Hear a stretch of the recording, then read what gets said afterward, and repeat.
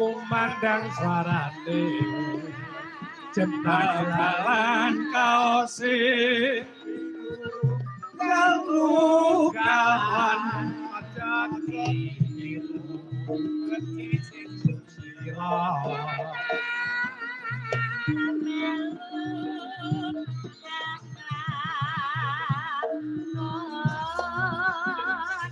kurang are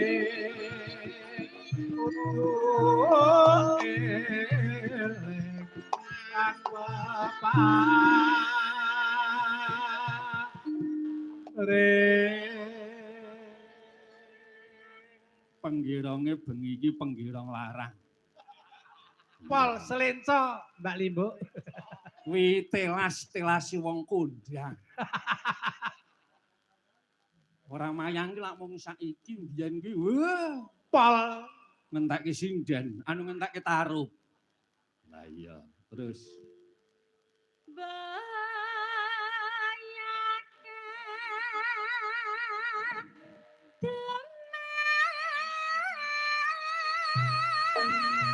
malam minggu karan anyar pancen rapi. Yo yo. Yo yo. Oh.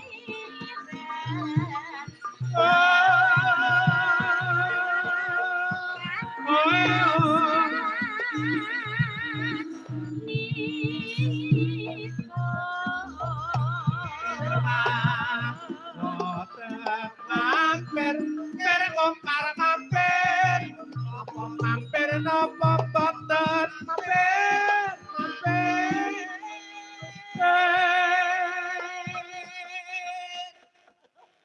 umpama linggirong ki slenca ki ya wis wayahe. Ayo wong jenenge saiki iki gaweane ora mayang swengi ning ngruwat. Iya. Ngruwat tur ora nganggo gamelan. Slimen. Iya, terus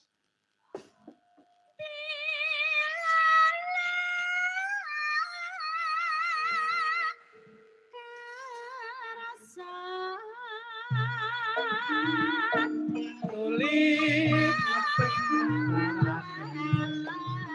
cari kaum diwiru wiru atine bingung ora bisa turu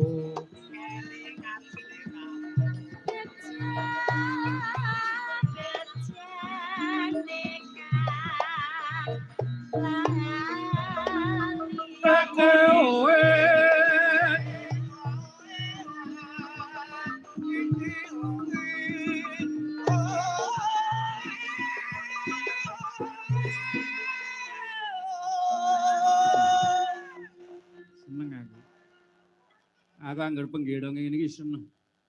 Arep tak goleke lagu sing penggironge ora iso. Ya aja ya ngono kuwi. Digawa ning irama 3/4. Wes mikir sing kira apa iki.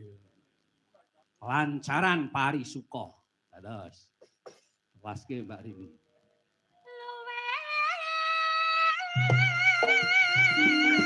Mabre sing padha prihatin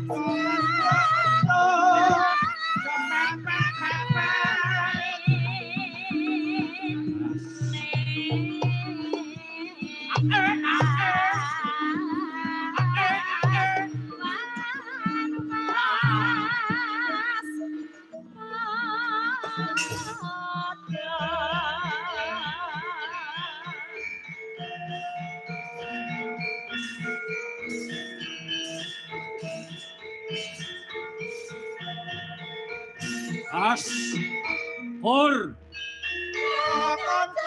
Sang Kasuka Tetambangan Ati Purniya Datan Supi Angola Rasa ingkang lumantar suara Prakaca Sang Kasuka Tetambangan Ati Purniya Datan Supi Angola Rasa